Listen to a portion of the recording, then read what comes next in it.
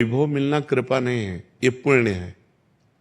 पुण्य से एक घोर पापी को भी बहुत, देखो पाप करके भी उनका कोई पुण्य है जिससे वो सुकृत पूर्व के सुकृतवश चल रहे हैं, नया पाप है।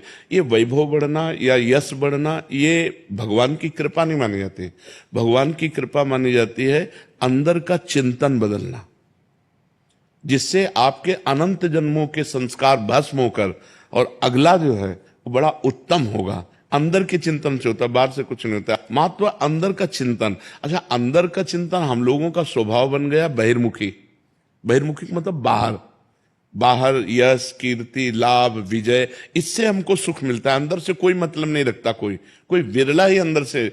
अब क्या होता है, भगवान जब कृपा करते हैं तो संत समागम देते हैं, फिर दूसरी जब कृपा होती तो विपरीतता देते हैं, और फिर अंदर से एक रास्ता देते हैं, ये मेरा रास्ता है, ये परम शांति का रास्ता है, ये शांति का रास्ता नहीं। भगवान वो रास्ता देते और जीव को अपने पास बुला लेते हैं। बिना प्रतिकूलता के संसार का राग नष्ट नहीं होता।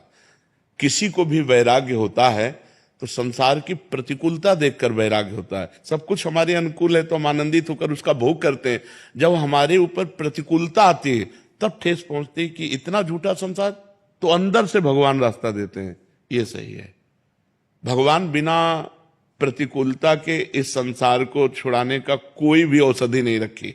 आज तक जितने बड़े महापुरुष हुए हैं, जिनका जीवन बदला है, उनको प्रतिकूलता का दर्शन करके बदला है। तो कभी प्रतिकूलता आए तो उस समय आनंदित हो कि मेरे ऊपर अब भगवान की कृपा हो रही है, कि मुझे सतमार्ग में चलने की प्रेरणा मिल रही है। अगर सतमार्ग छूटा हो, ये सब तो एक सेकंड के लिए आप विचार कीजिए। अब अपना सुधार कर लो, अपने जीवन को सत्य में ले आओ, तो अगला जो होगा वो बहुत जोर का होगा। चाहे जन्म हो तो श्रीवान कुलवान धनवान वैभव संपन्न ऐसे, और भक्ति की अनुकूलता, भक्ति की अनुकूलता। खास बात श्रीवान धनवान कुलवान नहीं, खास बात भक्ति की अनुकूलता। अगर इस जन्म में भगवत प्राप्ति नहीं हुई तो भगवान श्री कृष्ण ने गीता में कहा है कि मेरे भक्त का नाश नहीं होता, मैं कुलवान धनवान श्रीवानों के कुल में जन्म देता हूं और फिर पुनः भक्ति का माहौल देता हूं, और पूर्व का जो भजन छूटा हुआ हो वहीं से उसको। अब बिल्कुल ऐसे ही रहो जैसे रह रहे हो, बिल्कुल संसारिक बन करके रहो, लेकिन अंदर का चिंतन आपका बदल जाए। अंदर के चिंतन में आपकी यश की भावना न रह जाए, अंदर के चिंतन में आपको धन बढ़ाने की भावना न रह जाए। अंदर का चिंतन हो जाए, प्रभु बहुत जन्म व्यतीत हो गए, अब एक बार आपसे मिलना चाहती हूँ, एक बार आपसे मिलना चाहते हैं प्रभु, मुझे आप चाहिए, अब संसार नहीं। तो बात बन जाएगी, तो बात बन जाएगी। तो इसलिए आनंद पूर्वक भगवान का नाम जप करो, बिल्कुल चिंता मत करो। बाबा, क्या नाम जप से हो जाएगा पूरा? ये हम अपने जीवन का अनुभव बताते हैं। सांख्य योग और अष्टांग योग और कर्म योग और भक्ति योग, चारों योगों में प्रवेश रहा है। पहले हम सन्यासी रहे हैं 20 वर्ष सन्यासी रहे काशी विश्वनाथ जी।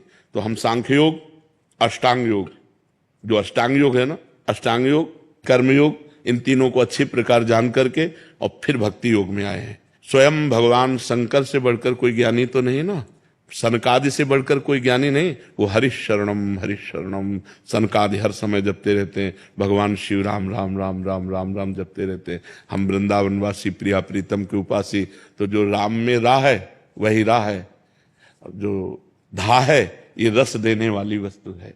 तो हम राधा राधा राधा राधा, मतलब आप ये समझो कि हमारी इतनी तार्किक बुद्धि रही, हमारी श्रद्धालु बुद्धि नहीं रही। सन्यासी की जो बुद्धि होती है वो तर्क प्रधान होती, कसौटी पर कसने पर। तो हम केवल भावुकता में राधा राधा का प्रचार नहीं कह रहे कि हमने सुना और ऐसे ग्रंथों में पढ़ा, ऐसे कह रहे, स्वयं स्वाद लेके कह रहे और विश्वास के साथ कह रहे कि यदि आप राधा राधा जपते हो तो इसी जन्म में भगवत प्राप्ति हो जाएगी, इसी जन्म में। जैसे किसी से कहा जाए कि तुम सत्य बोलो, मंदिर में चढ़ के बोलो, तो हम मंदिर में नहीं, हम वृंदावन में बैठे हैं। करोड़ों मंदिर इसकी समानता नहीं कर सकते, भगवान का परम धाम है। अगर राधा राधा नाम चल रहा है तो इसी जन्म में भगवत प्राप्ति हो जाएगी। हमारी आखिरी श्वास यदि राधा, तो मुझे श्री जी की प्राप्ति, भगवान की प्राप्ति हो जाएगी। इसमें कोई संशय नहीं, और किसी साधनों की कोई आवश्यकता नहीं। आप केवल अंदर ही अंदर चलाइए और लिखिए। देखो, हम जो कह रहे हैं उसको समझो। बहुत अधिक नाम जपने की हमें चेष्टा नहीं करनी। कम संख्या हो लेकिन मन लगा करके हो। जैसे हम, अब देखो, आप लिखो राधा, अपने दिमाग में लिखो, खुले नेत्र लिखो या बाहर बाहर देखो, दिखाई दे रहा है राधा लिखा हुआ। वही कान में सुनो राधा, वही अंदर उठाओ राधा, ये तीनों का एकाकार हो जाए तो ये करोड़ों नाम जप के बराबर है।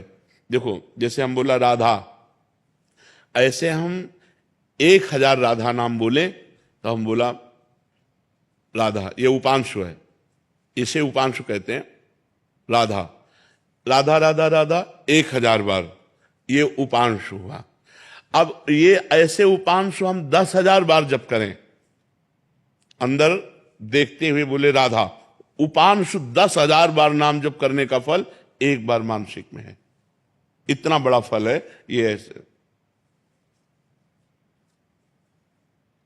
राधा राधा राधा चल रहा है, नेत्रों से हम उसे देख रहे हैं, कानों से उसे सुन रहे हैं। आप देखना कि अगर मन भगेगा तो आप लिख नहीं पाओगे राधा नाम, अगर लिख रहे हो तो मन भगेगा नहीं।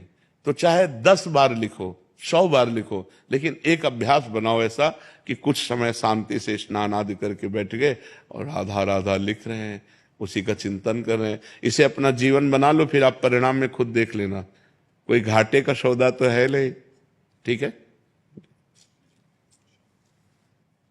ये सखी को दे दे, ठाकुर शिव जी की है।